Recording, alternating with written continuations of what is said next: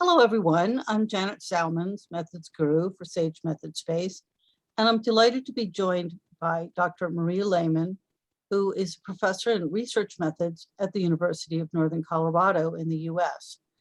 We're going to talk about making progress with academic writing and Academic Writing Month on Sage Method Space this year.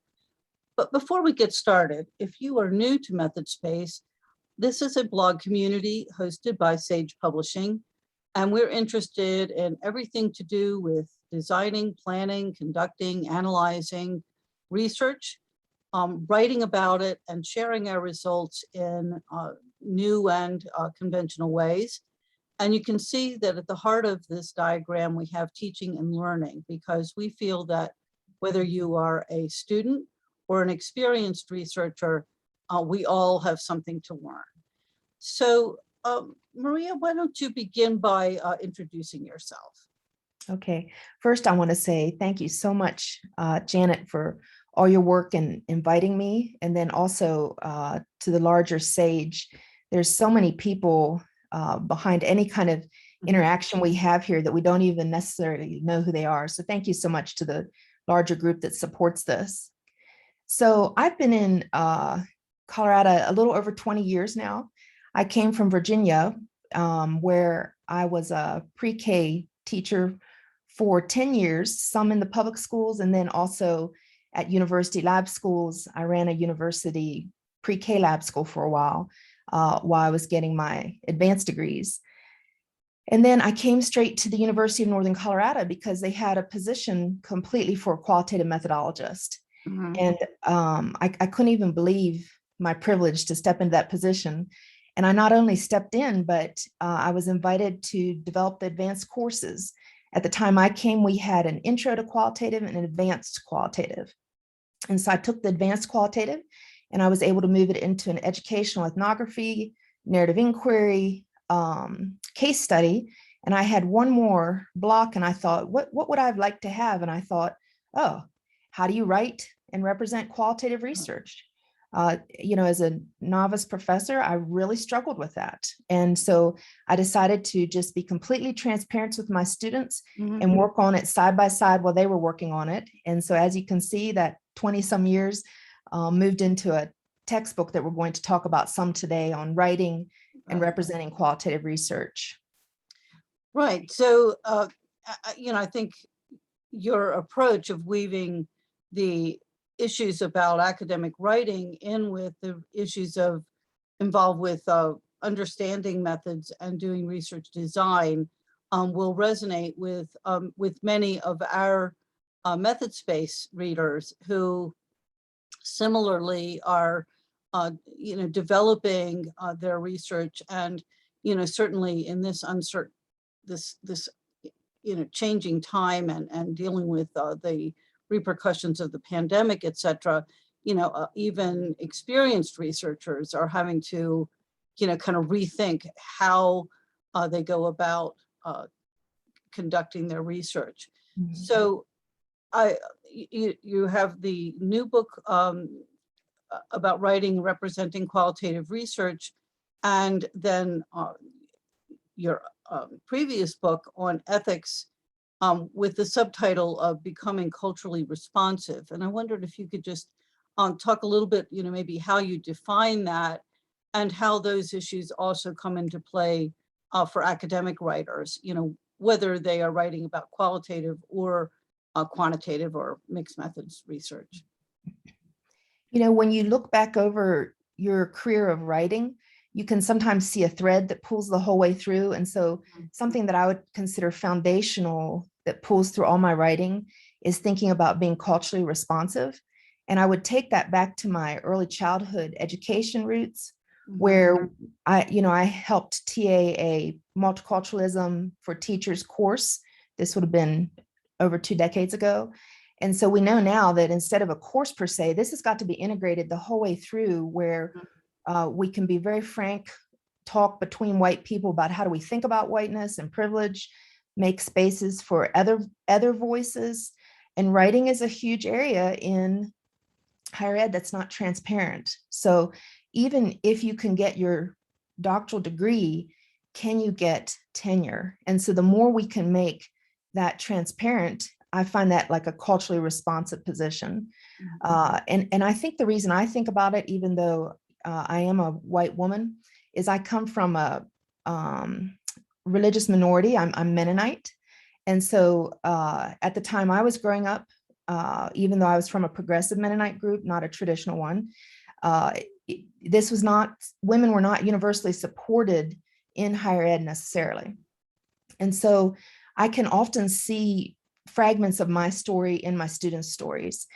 By no means am I acting like I had a difficult path. My father was a professor, and actually he was a professor in English and writing. He wrote novels. And so a lot of what I try and do in qualitative is infused from the kind of work he would have done. And I had an English writing minor, so the kinds of things I would have dabbled around with along with my early childhood. But then back with the culturally responsive, to me, this is a very large term where we never become actually culturally competent. We're always moving towards it. Right. And so this idea of becoming, it basically is like a commitment you have to always work to further yourself and stay open to new ideas.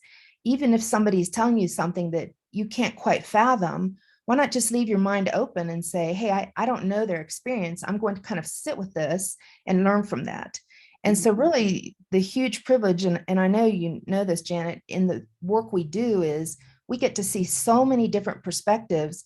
We always know that we're learning and growing. I never can completely know if I impact someone else, but I always know that I'm becoming. And this is this idea of cultural responsiveness. Now, in the ethics book, I tried to invite students' voices as much as possible and highlight those.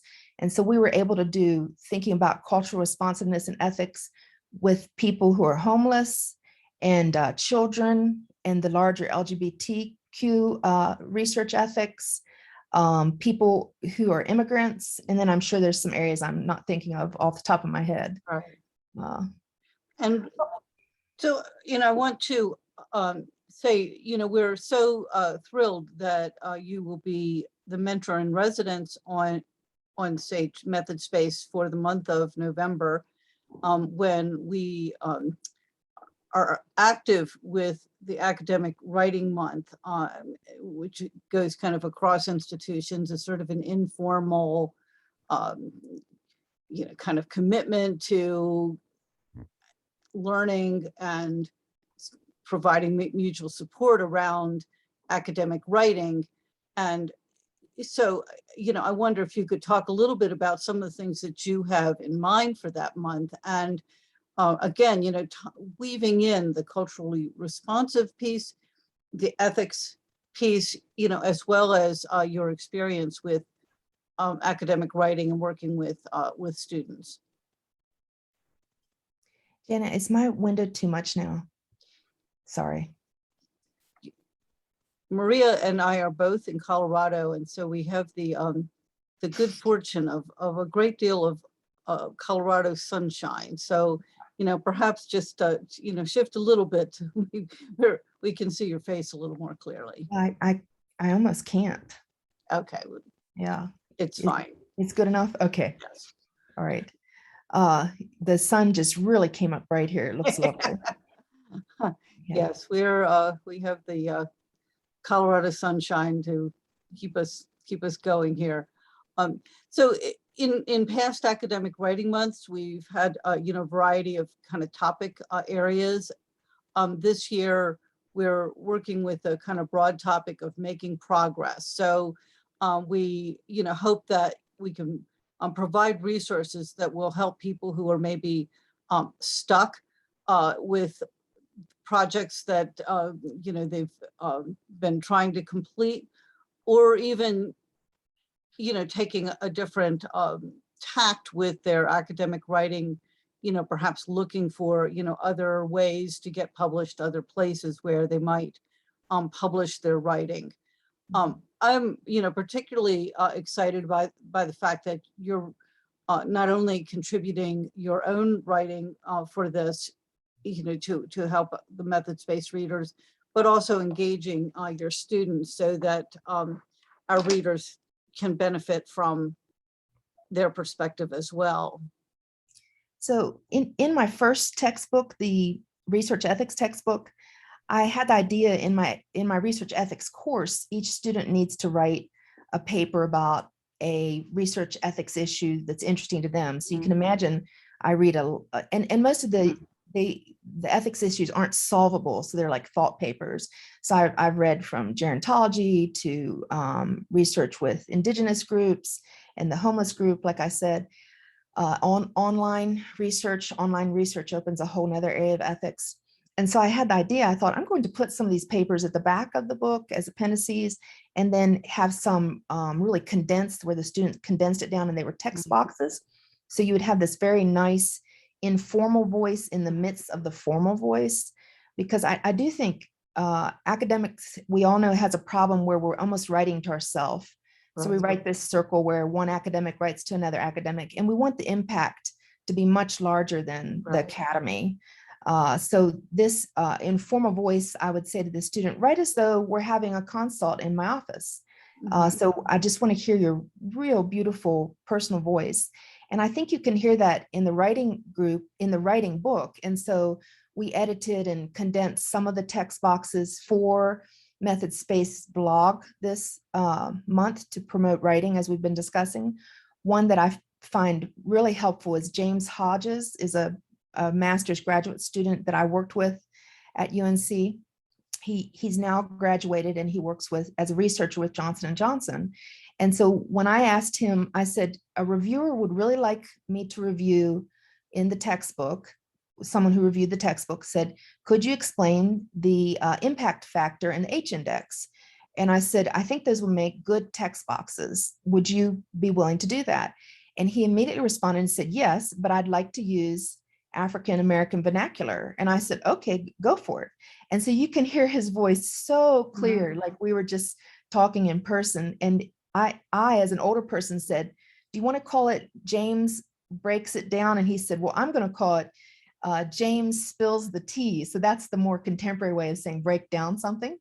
And so you can hear his voice so clearly. So it meant a lot to me when I sent him, his copy of his book is still coming to him. Sage will give all the students a complimentary copy, which I think is amazing. I sent him a picture of his text box and he said, oh, I can hear my voice so clearly. And I think that's what academia needs to be about, is it's more than making sure there's spaces for other people to get into academia who haven't traditionally been in academia. It's, can we hear their voices? And I think that was one of the hardest things for me as a graduate student. I never could quite find that there was room for my voice of such a different background, and then also the qualitative voice. I hope that's really changed by now, but these kinds of resources are out there for groups that it hasn't changed for them necessarily. So the whole month, I think, is about making things transparent, like how do you write an abstract? I can't personally ever remember being taught how to write an abstract. And it's become even more important because there's so much research available on the internet. A well-written abstract allows someone to find your writing. And it's not about being cited or your personal success. It's about the huge amount of work your research participants put into your research and how important you thought that topic was. And it's got to be accessible to other people then. So just something as far as writing an effective abstract. Right. It's a good start. Well, I'm looking forward to offering this whole series to Method Space readers, and they'll find it, at the top of methodspace.com throughout the month of November. We're also going to be online and actually be available to chat with you. So if you have questions or particular dilemmas, topics that you would like us to cover on Method Space, resources you're struggling to find, dilemmas that you'd just like to get some help with, you can log in and we will be online for an hour on November 8th. So, hope to see many of you there and to hear, about your writing, share your experiences and pose any questions you might have. Is there anything else you would like to add, Maria, before we close for today? Just that one of the really important parts is how do you promote your research? And this is going to now be really important virtually. And you can see that in Sage Methods support of a Twitter chat. So we need to be thinking of all sorts of ways Right. to promote our research virtually. So thank you Right. so much. Right. Yes, I think that, for academic writers today, part of our dilemma is just the usual thing of finding the time, being focused, getting it completed, especially when we're working on very large projects like a thesis or a dissertation or a book.